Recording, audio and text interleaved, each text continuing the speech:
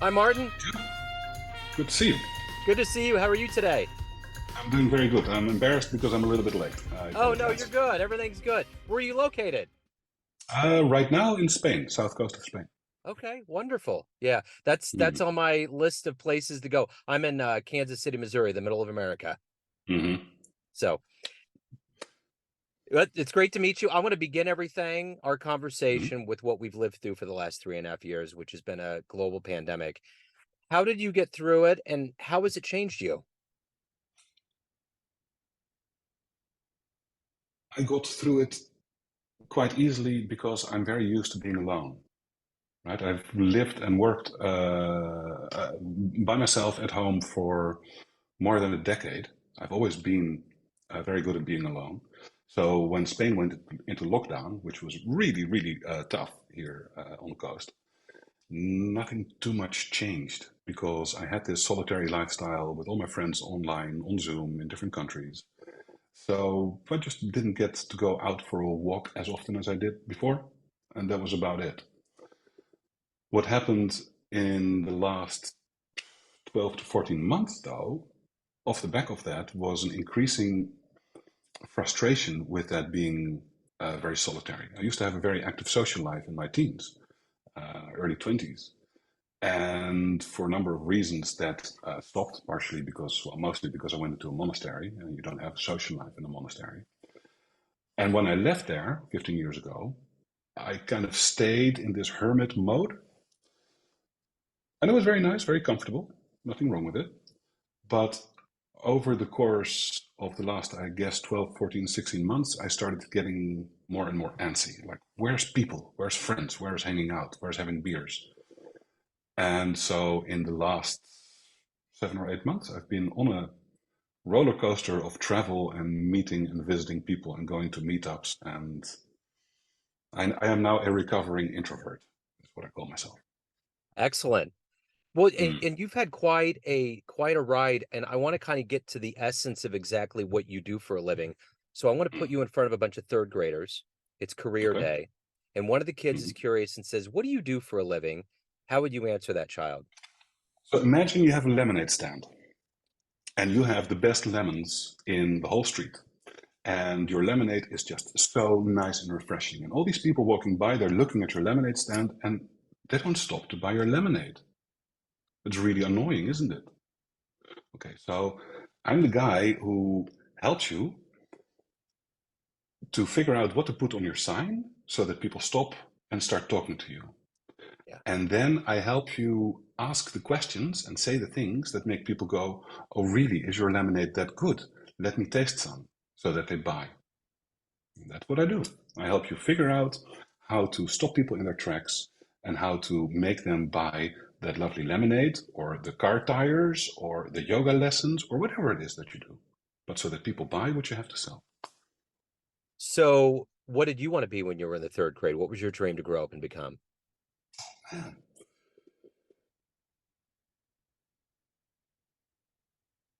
I don't know. I'm maybe a musician. I used to play music back then. Um, Maybe actor. My dad used to tell me that once I saw the Pope deliver a sermon on television, and I looked at him and I go, you know what? I want to be the Pope when I grow up, or maybe a clown. Yeah. So I'll leave it there. I really don't remember what my goals Sure. and dreams were.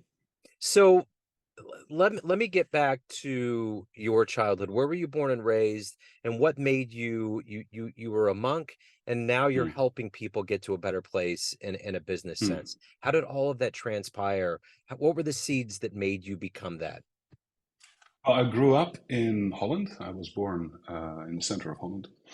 Um, and I lived there until I was probably 20, 21. And around that time, I met people who meditate. And they said, "Oh, come and sit with us. It's good for you." So I started to meditate. I didn't have any vocation. I have always been agnostic. But meditating was something I was curious about.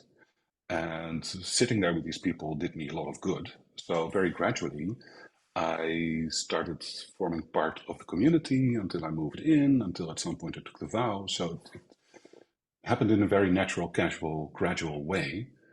driven by motivation to figure myself out, to understand myself, but also to learn what makes people tick, why people do the things they do or don't do the things they do. That's because I always had this desire to help people, but I was always trying to fix people. Hey, listen, you're doing it wrong. That's not how things work. This is why your girlfriend left you. And people would go, so what? Who asked you? It's my life. Not your business, didn't ask you. So at some point, I realized if I'm going to help people with these insights that I have, I need to be a different kind of person because this guy is not going to get the results because people are rejecting the help. I must have decided that somewhere in my late teens. I don't remember the decision. I only remember that 15 years later, 16, 17 years later, after leaving the monastery, I suddenly realized, wait a minute, I'm now helping people in the way that I wanted to in my teens. Yeah. And I had to go through this entire trajectory of first a monastery and then starting a tailoring company and then seeing that fail and then becoming a copywriter and a marketing teacher. I needed all of those stages to get to the place where I am now actually able to help people. Now, when I tell people, what if you try it differently? They go, oh, tell me more. So it's like I did a Jason Bourne on myself. I made a decision to change, and then I forgot about the decision, and I went through the whole unseen curriculum until I'm now at the place where I actually have the abilities, the skills, and the listening skills to to actually help people. So, who's been kind of a role model or a hero for you in your life? Ooh,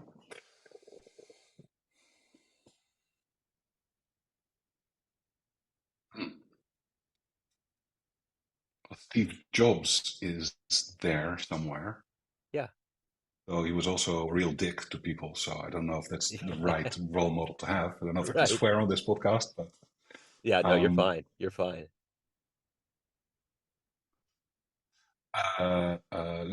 Leonardo da Vinci in some way because he was so multi-skilled and everything he did was based on perception, on really closely observing things. And I think that is also why I'm able to do the work that I do, get the results with people. Everything is about paying really close attention to people. What they are saying, what are they not saying, what's their body language, what micro expressions. Can you verify that you got it right and let them tell you how to correct your impression?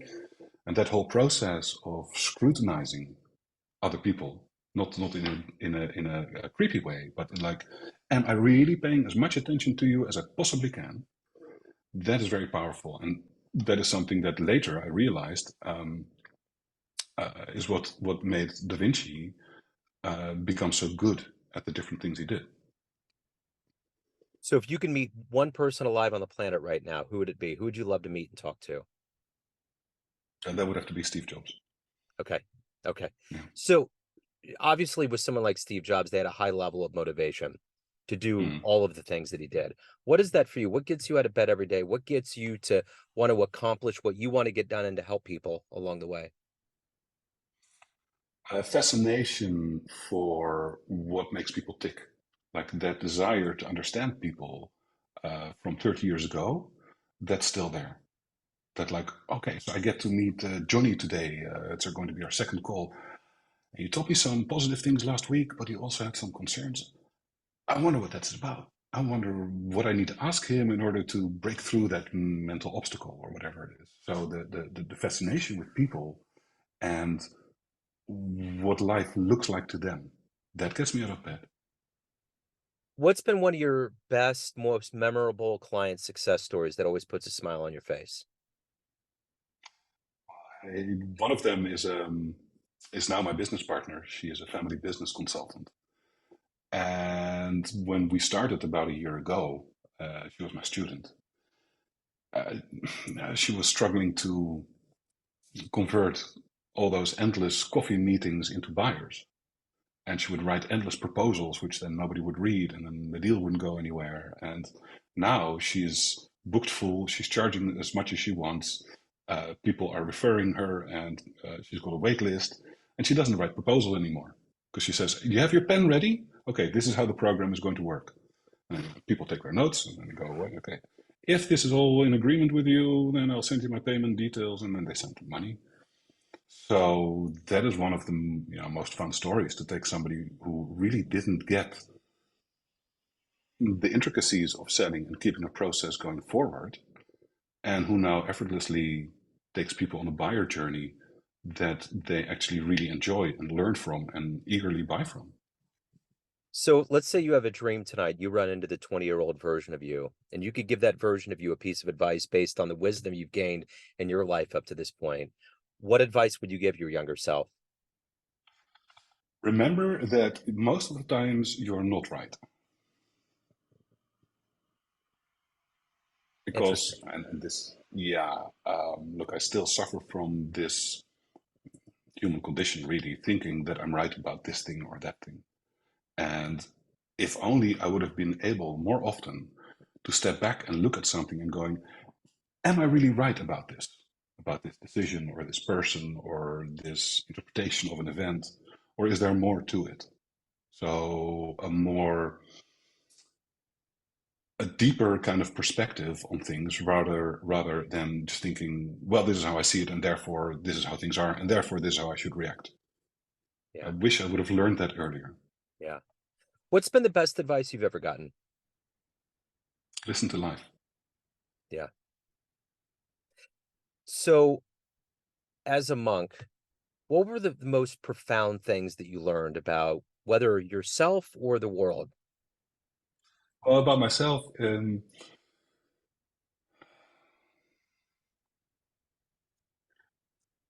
learned it only a year or two ago, really, but the seeds were sown in my monastic years that no matter how much you think you're a nice person and you're doing things for the right reasons and you're doing things for other people, you are never free of self-interest and self-serving motivations. No matter how noble, how grand the cause, you're always doing it to please yourself, to feel good about yourself, to enable yourself to tell the story that you're such a good guy or girl.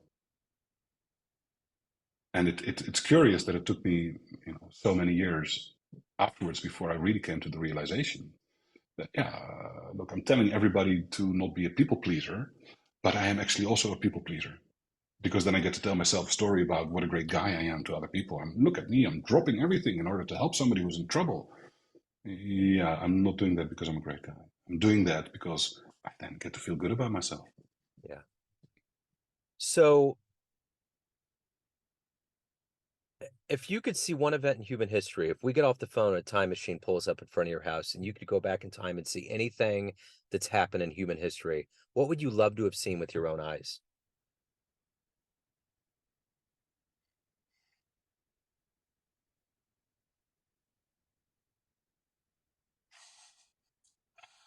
I would have loved to see the first caveman pick up a burning stick. Yeah, that'd be fascinating. Hmm. So, of all of the things that you've accomplished, overcome, and become up to this point in your life, what are you the proudest of? Grit and resilience, which is funny because that's a double-edged sword, right? Living in a monastery is pretty tough. It's not the beautiful, peaceful, serene surrounding that everybody thinks it is. It's a battlefield, because if you're not fighting other people's ego, you're fighting your own ego and self-importance. So it's really tough. And to stay there for 12 years, uh, well, that required a lot of stick-with-itness. And that training helped me in the years afterwards get through some pretty difficult times. Uh, one of them being my bankruptcy from the tailoring company. So yeah, I'm really happy with that, and I'm very proud that I can stand, difficult things. But the flip side of it is that with combined with my people pleasing, for a number of years, I was able to keep myself in a very unsatisfying situation. I was not making enough money. I was having trouble, and I was feeling the anxiety of it. But hey, listen, I'm strong and I'm gritty and I can stand this. And so instead of taking care of the asset, which is the self, which is making sure that you have your own oxygen mask on first, I would always be helping other people while seeing my own revenue drop, because I can stand this anxiety as well. And tomorrow I'll get back to fixing things. So grit, but the caveat. So everyone has a perception of you, family, friends, clients, colleagues, but you run the show. What's your Mm. perception of you? Who do you think you are? Wow. Are you a coach by any chance? No, this is the therapy section of everything. Gee, I mean, that's. I think you're getting on an interview about business things, and But that's the essence of anything that's business wise. It's the soul that's stirring inside that's making it happen.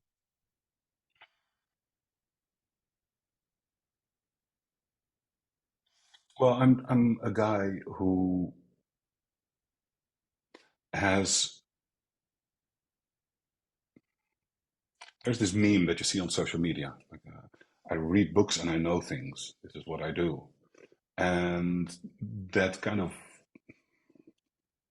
that's kind of it. I've spent 30 years learning psychology and communication and relationships and group dynamics and interpersonal dynamics, and I know stuff about how things work between people, how to make it work better. And I just cannot obsess over bringing that to other people because it's a body of knowledge that not many people have. I mean, there's a lot of sales coaches out there, but I also bring the psychological and then the spiritual point of view and history into the whole mix. And so I have this way of working with people and handling situations and dealing with people that is extremely effective. And it bothers me enormously to see good people try and run a business and not be able to get more done with people, get more buyers, get more collaboration from their team, get more buying anything really. It's with your spouse, with your kids. It's every person you come in touch with in your life, you can improve the results you get with those people. And then I've spent 30 years trying to figure out how to make that happen. And then if you put the fine point of business and sales on it, I want more people to understand how to make things work because it's not that difficult. It mostly is a matter of, like I said, paying close attention to people and listening at them, really figuring out what they are saying, why, what their pains are, their frustrations, their wants, their fears, their motivations. Or once you really make it about them, once you turn every human interaction into something focused on that person and their world, all your interactions with people improve. And that is something that, like in the West, we don't know how to deal with each other. We don't learn communication in schools. And so we end up in games where we try to outsmart each other or be more correct or right than other people. And it brings all kinds of frustrating and dysfunctional conflict and strife between people. Yeah. And it's not necessary. Mhm. Life can be so much easier with people when you understand how to communicate with them.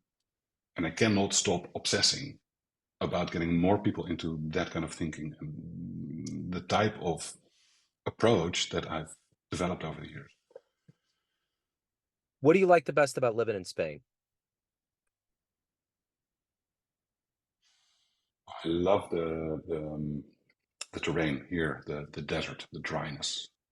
I'm told it's very much like parts of California, Yeah. um, and I like that so much. But also the culture. So you have the European culture, but it's mixed with the Moorish culture, and they're very proud of that. And you see it in the language and in buildings and the way that that is fused together and became a new kind of hybrid sort of European culture. I like that a lot.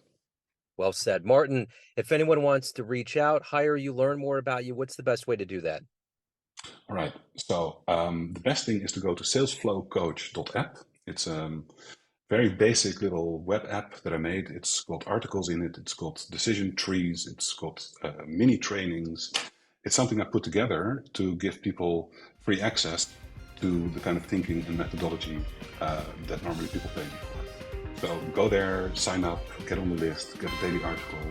It's useful stuff and it helps people sell more.